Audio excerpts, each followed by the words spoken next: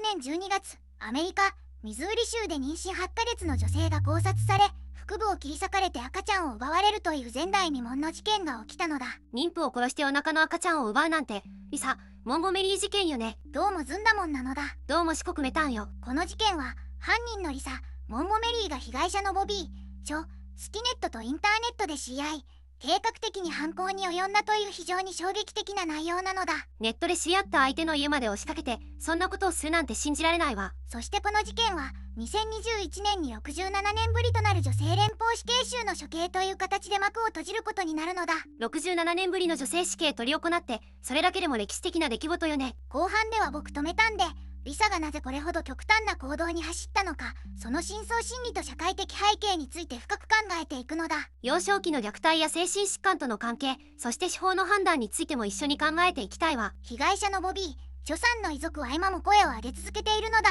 残された家族のことを思うと胸が痛くなるわ。この事件が私たちに問いかけるものは何なのか、しっかりと向き合っていくのだ。センセーショナルな事件の裏にある構造をきちんと見ていく必要があるわよね。事件の詳細から処刑までの経緯、そして社会への影響まで丁寧に解説していくのだ。最後まで一緒に見ていきましょうよ。楽しんでほしいのだ。それじゃあ始めましょうか。まず被害者のボビー・スキネットさんについて話すのだ。どんな人だったの？ボビー・さんは1981年12月4日生まれの23歳で、ミズーリ州スキットモアという小さな町に暮らしていたのだ。夫のザック・スキネットさんと結婚し、ラットテリアという犬の繁殖を趣味にしていたのだ。小さな町で愛犬家として暮らしていたのね。地元の知人によると、ボビー・さんは明るくて面倒見がよく、犬仲間からとても慕われていたそうなのだ。事件当日の朝、彼女はオンラインでラットテリアの愛好家グループにメッセージを投稿していたと伝えられているのだ。犬の話をして普通の朝を過ごしていたのね。その投稿が彼女が残した最後のメッセージの一つになってしまったのだ。そして彼女のお腹には妊娠8ヶ月を迎えた赤ちゃんがいたのだ。妊娠中だったので、それがどう事件に結びつくのか怖くなってくるわ。ここで加害者のリサ・モンゴメリーについて話す必要があるのだ。リサは1968年生まれで、事件当時36歳だったのだ。ボビー・さんより13歳も年上ね。リサはカンザス州に住んでおり、複数回の結婚歴があり、子供もいたのだ。しかしこの時、リサは周囲の人々にもうすぐ赤ちゃんが生まれると偽の妊娠を告げていたのだ。嘘の妊娠を周りに信じ込ませていたの？そうなのだ。夫を含む周囲の人間に妊娠していると言い続け、実際に出産予定日まで設けていたと伝えられているのだ。つまり彼女にはどこかから本物の赤ちゃんを手に入れる強い動機があったのだ。それが犯行の動機につながっているので恐ろしいわ。二人の出会いに話を戻すのだ。リサとボビー・さんはインターネット上のラットテリア愛好家のオンラインフォーラムで知り合ったのだ。2004年の前半頃から交流を深め、メッセージのやり取りを重ねていたと報じられているのだ。同じ犬の愛好家として親しくなっていったのね。ボビー・さんにとってリサは共通の趣味を持つ仲間の一人に見えていたはずなのだ。しかしリサは単なる友人関係を超えた執着をボビー・さんに向け始めていたのだ。どんな形で執着が現れてきたの？リサはボビー・さんの妊娠の状況を熱心に尋ね、出産予定日や自宅の場所まで詳しく聞き出していたと伝えられているのだ。さらにリサはボビー・さんのインターネット上の投稿を細かく追いかけ、彼女の日常や行動を把握しようとしていたのだ。それはもうストーカー的な行動ね。リサはオンラインでのやり取りを通じてボビー・さんの自宅住所を特定していたのだ。そして2004年12月、リサはボビー・さんを子犬を見せてほしいという口実で尋ねるメッセージを送ったのだ。口実を作って直接会いに行こうとしていたの？そうなのだ。ボビー・さんはその申し出を受け入れ、当日の訪問を承諾していたと伝えられているのだ。彼女はリサを信用できる犬仲間だと思っていたのだ。まさかその訪問が命取りになるとは知らずに。そのやり取りがどれほど恐ろしい計画の一部だったか、ボビー・さんは気づけなかったのね。ここでアメリカの捜査資料に基づく経緯を整理しておくのだ。リサはこの訪問に向けて事前にロープや道具を用意していたと後の捜査で明らかになったのだ。最初から計画的な犯行だったのね。ボビー・さんが事前にリサの接近について誰かに相談した記録は残っていないのだ。二人の関係はあくまでオンライン上の趣味の友人として認識されており、危険を察知しにくかったと考えられているのだ。ネット上の友人関係は傍から見えにくいものね。海外フラグも踏まえて確認しておくと、アメリカでは2004年当時、オンライン上のやり取りだけではストーキング規制法の適用が難しい状況もあったのだ。日本でいうストーカー規制法のような仕組みが当時のアメリカでは十分に機能していなかったということかしら。各州によって法整備の状況は異なっており、連邦レベルでのオンラインストーキング対策は発展途上だったのだ。ボビー、ジョさんが危険にさらされていると誰かが認識できる仕組みが当時は十分ではなかったのだ。制度の隙間に悲劇が生まれてしまったのね。2004年12月16日、リサはカンザス州から車でミズーリ州スキットモアへと向かったのだ。その日の午後、リサはボビー、ジョさんの自宅エルムストリート410番地を訪問したのだ。実際に乗り込んでいったのね。ボビー、ジョさんは妊娠8ヶ月の体で自宅でリサを出迎えたのだ。最初は子犬の話をしていたとされており、ボビー、ジョさんはリサを信頼して家の中に招き入れていたのだ。普通の訪問のように始まったのね。この後、事態は急転するのだ。リサはボビー、ジョさんに近づき、突然ロープを取り出して彼女の首に巻きつけたのだ。ボビー、ジョさんは必死に抵抗したのだ。妊娠8ヶ月の体で自分と子供の命を守ろうと力を振り絞ったのだ。しかしリサは手を緩めず、ロープで首を絞め続けたのだ。室内には激しい争いの痕跡が残されていたのだ。やがてボビー、ジョさんの抵抗は止まり、彼女は意識を失ったのだ。リサはそのまま考察を完遂し、ボビー、ジョさんが息絶えたことを確認したのだ。そしてリサは準備していたナイフを取り出し、ボビー、ジョさんの腹部を切り開いたのだ。胎児はまだ8ヶ月で、本来ならば母親の体内で守られているべき命だったのだ。リサはその赤ちゃんを取り出し、自分の子供として連れ去ったのだ。言葉が出ないわ。奇跡的に赤ちゃんは一命を取り留めたのだ。後に父親のザックさんの元へ無事返されたと報じられているのだ。赤ちゃんが助かったのはせめてもの救いね。リサはその後、まるで何事もなかったかのように車でカンザスへ戻ったのだ。そして翌日、赤ちゃんを自分が産んだ子だと夫や周囲に紹介していたのだ。犯行後も嘘をつき続けていたので許せないわ。では、犯行当日の朝から詳しく追っていくのだ。2004年12月16日、木曜日のことなのだ。ミズーリ州スキットモアね。どんな場所なのかしら。スキットモアは人口300人にも満たない小さな農村地帯なのだ。エルムストリートには古い一軒家が並んでいたのだ。ボビー、ジョさんの自宅は410番地の平屋で、木製のポーチが玄関先に伸びていたと伝えられているのだ。本当に小さな町なのね。見知らぬ人が来たら目立ちそうだわ。その日の朝、リサはカンザス州メルバーンの自宅を早朝に出発したのだ。車での移動距離はおよそ300キロに及んだのだ。リサはあらかじめ、ボビー、ジョさんにネット上で連絡を取り、子犬を見に行きたいと告げていたのだ。犬の話を口実に近づいたのね。計画的だったということかしら。リサは手術用のメスに似た鋭利なナイフをあらかじめ車に積み込んでいたと裁判記録に残っているのだ。これが計画性の証拠とされたのだ。最初から殺すつもりで来ていたのね。恐ろしいわ。午後の早い時間帯、リサはボビー、ジョさんの自宅に到着したのだ。玄関先でボビー、ジョさんが笑顔で迎えたと近隣住民は語っているのだ。居間には手作りのラット、テリアの写真やブリーディング用のケージが置かれており、ボビー、ジョさんが丹精込めて育てた犬たちの気配が漂っていたのだ。日常的な空間だったのね。そこに魔の手が忍び込んできたなんて。リサは犬の話をひとしきりした後、突然ボビー、ジョさんの背後に回り込んだのだ。リサは手に持ったロープをボビー、ジョさんの首にかけ、前方へ引き絞ったのだ。ボビー、ジョさんは声を上げる間もなく床へ引き倒されたのだ。ボビー、ジョさんは懸命に両手でロープを掴もうとしたのだ。指先が食い込んだ跡が後の検視で確認されたと報じられているのだ。しかしリサは体重をかけてロープを締め続けたのだ。床の上でボビー、ジョさんの抵抗は次第に弱まり、やがて静止したのだ。リサはそれでも手を緩めず、ボビー、ジョさんが完全に動かなくなるまでロープを引き絞り続けたのだ。部屋には静寂だけが残ったのだ。その後リサは用意してきたナイフを取り出したのだ。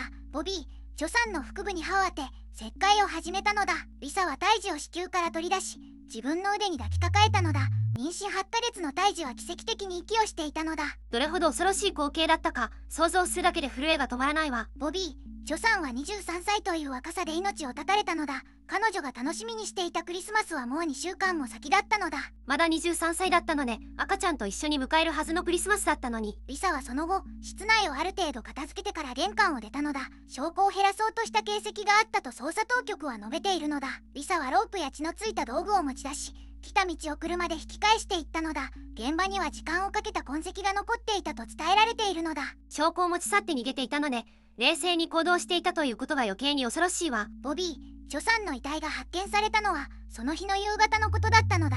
帰宅した夫のザックさんが玄関を開けた瞬間だったと伝えられているのだ。帰ってきた夫が最初に発見したので、どれほど衝撃だったか考えるだけで胸が締め付けられるわ。ザックさんは震える手で911に電話をかけたのだ。妻が倒れている、赤ちゃんがいないと叫ぶように訴えたと報じられているのだ。通報を受けた警察は直ちに近隣への聞き込みを始めたのだ。午後の時間帯に見知らぬ女が自宅を訪ねてきたという証言がすぐに集まったのだ。小さな町だから目撃情報が集まりやすかったのかもしれないわね。さらに捜査当局はボビー・ジョさんのパソコンを押収し、直近のネット上のやり取りを解析したのだ。そこにリサとのチャット履歴が残っていたのだ。子犬を見に行くという約束が証拠として浮かび上がったのだ。ネットの履歴がそのまま証拠になったのね。当時ネット上の犬のコミュニティではリサはドレアというハンドルネームで活動していたのだ。そのアカウントがすぐにリサ本人と特定されたのだ。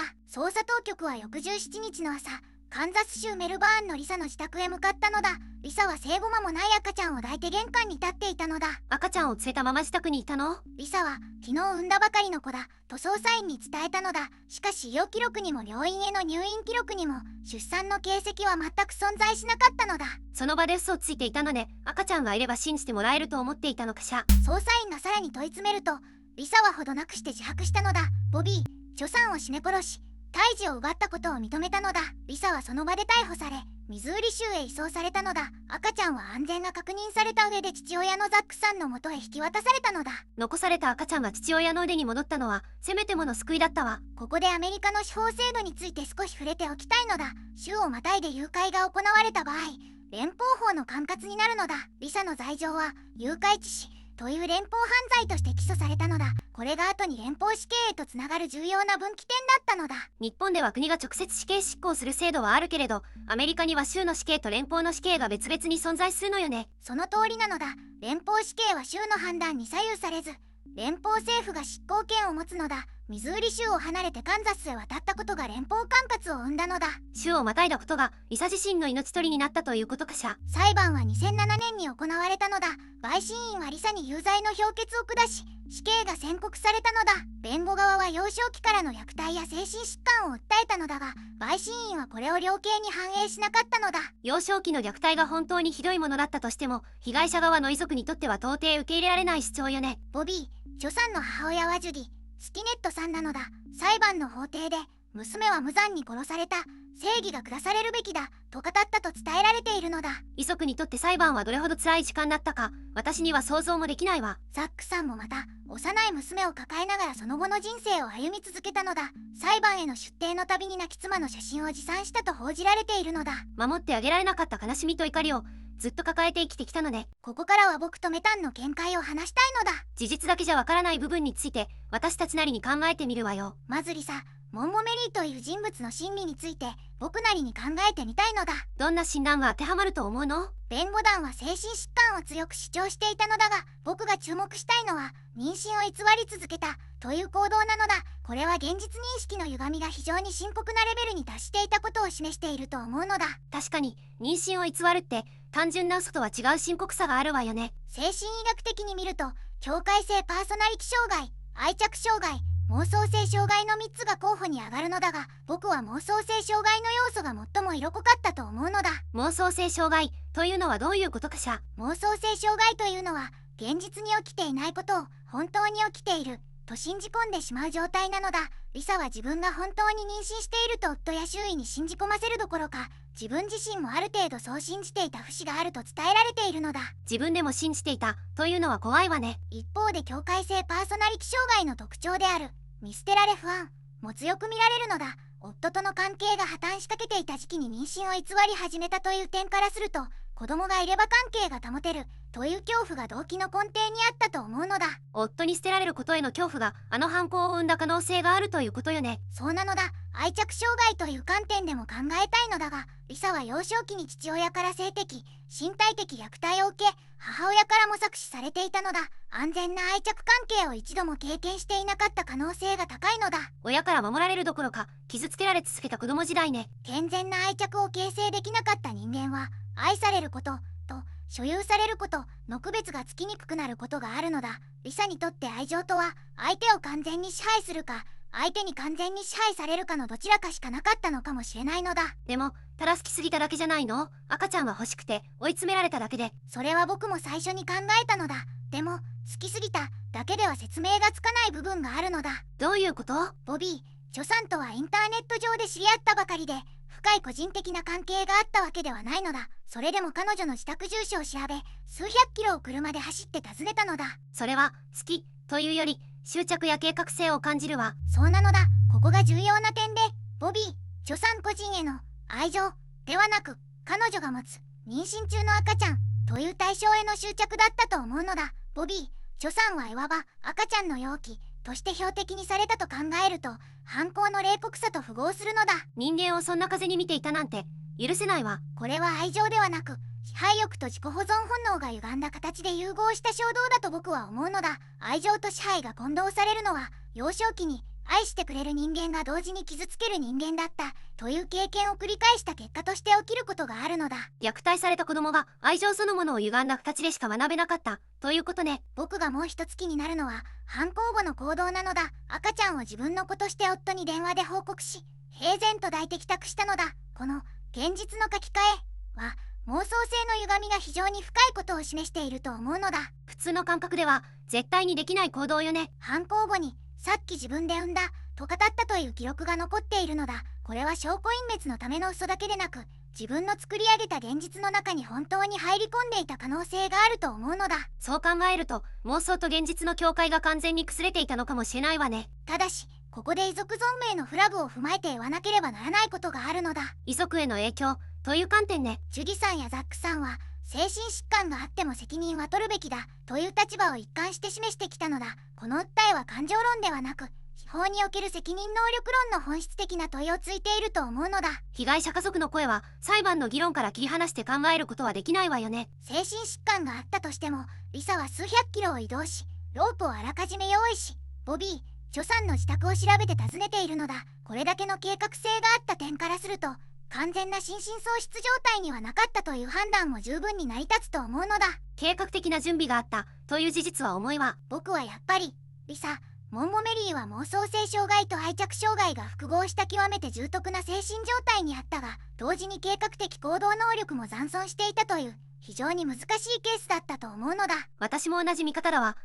だからこそ処罰か治療かという問いが今でも答えの出ない問題として残っているのよね。次にこの事件が防げたかどうかについて考えてみたいのだ。そうね。リサが実際に動く前に止められるタイミングがあったはずよね。リサはオンラインの犬の繁殖コミュニティでボビー、ジョさんと知り合い、妊娠を偽っていたのだ。周囲の人間がその嘘に早く気づいていたら事件は防げた可能性があると思うのだ。でも偽の妊娠って気づきにくいものじゃないかしら。確かにそうなのだ。しかしリサの夫や家族は彼女が妊娠していないことを知っていたか、少なくとも疑っていたという証言があるのだ。それでも誰も外部に通報しなかったのだ。知っていながら動かなかったならそれは周囲の不作為とも言えるわよね。僕もそう思うのだ。リサは事件の直前までもうすぐ赤ちゃんが生まれるとコミュニティに公言していたのだ。出産予定日が近づくにつれて彼女の行動がエスカレートしていったと見るのが自然なのだ。追い詰められた末の犯行ということかしら。嘘をつき続けた結果、自分で自分を逃げ場のない状況に追い込んでいったのだと思うのだ。そしてその矛先がボビー、ジョさんに向いたのだ。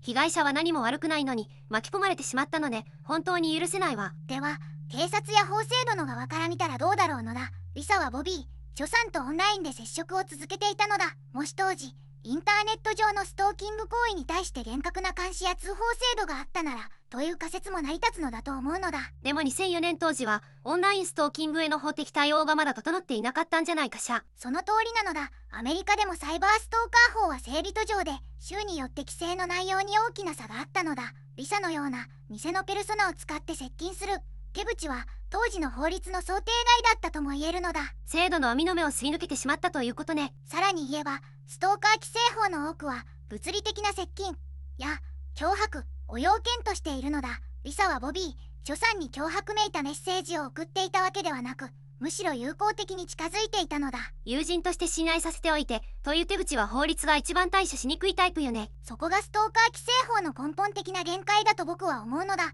加害者が敵対的な態度を見せない場合、被害者側が危険だと認識すること自体が難しいのだ。ボビー、ジョさんもリサのことを普通の犬好き仲間だと思っていたはずよね。そうなのだ。ボビー、ジョさんはリサが自宅を訪ねてきた時ドアを開けて迎え入れたのだ。そこに悪意を感じさせる前兆はなかったのだ。警戒しようにもできない状況だったので。ここで社会構造的な問題に踏み込みたいのだ。この事件でも、そして多くのストーカー事件でも、逃げる、警戒する、通報するという行動を求められるのは常に被害者側なのだ。それっておかしいわよね。なぜ被害者が身を守る努力をしなければいけないの？僕もそれが最大の問題だと思うのだ。加害者の異常な執着を事前に察知して止める仕組みが社会にはほとんど存在しないのだ。加害者側へのアプローチ、例えば精神的なサポートや早期介入があれば変わっていたくしゃ。リサの場合、幼少期から深刻な虐待を受け、精神疾患を抱えていたことが分かっているのだ。しかし彼女が適切な精神医療につながった記録は乏しいのだ。加害者になる前の段階で社会が介入できていたらという仮説は十分に成り立つと思うのだ。加害者支援というと聞こえが悪いかもしれないけど、結果的に被害者を守ることにもつながるわよね。その通りなのだ。犯罪予防という観点から見れば、加害者になりうる人物への早期介入は被害者保護と表裏一体なのだ。でも現実にはリサへの支援もなく、ボビー、ジョさんを守る手立てもなかった。そして遺族であるボビー、ジョさんの夫ザック、スティネットさんは妻と奪われかけた娘の命を同時に経験したのだ。娘は無事に救出されたが、その傷は一生消えないものだと思うのだ。救われた命がある一方で、失われた命もある。その重さを忘れてはいけないわ。遺族は裁判でも、たとえ精神疾患があっても死刑は相当だと訴えていたのだ。その言葉の重さは制度論だけでは語れない部分があると思うのだ。被害者家族にとっての正義と制度が目指す正義が必ずしも一致しないということよね。僕はやっぱりこの事件の最大の問題は加害者を生み出した環境への社会的無関心と被害者を守るための仕組みの欠如が同時に存在していたことだと思うのだ。私も同じ見方だわ。ただその2つを同時に解決する答えは今もまだ見つかっていないのよね。というわけで今回はリサ・モンゴメリーによるボビー・ジョ・スティネット殺害事件を解説したのだ。どうだったメタン？本当に衝撃的な事件だったわ。加害者の生い立ちの悲惨さと被害者の無残な最後、どちらも重くて言葉が出ないわ。仮説パートで話した2つの正義の衝突という部分もずっと頭に残るわよ。ボビー・ジョさんは23歳で愛する赤ちゃんの誕生を心待ちにしていたのだ。その命が突然奪われたという事実はどんな言葉をもってしても覆らないのだ。彼女の命と奪われかけた小さな命のことを私たちは忘れてはいけないわ。ボビー・ジョさんの夫ザック、スティネットは今も娘を育てながら妻の記憶を語り続けているのだ。遺族の思いが風化しないようこの事件を知ることが大切だと思うのだ。ザックさんが娘に母親のことを伝え続けているという話は胸に刺さるわ。遺族の声に耳を傾けることが私たちにできる最初の一歩よね。ここまで見てくれてありがとうなのだ。チャンネル登録と高評価をしてくれると嬉しいわ。概要欄に再生リストも貼ってあるからぜひ見てほしいのだ。コメント欄ではこの事件についてみんなの意見を聞かせてね。また明日なのだ。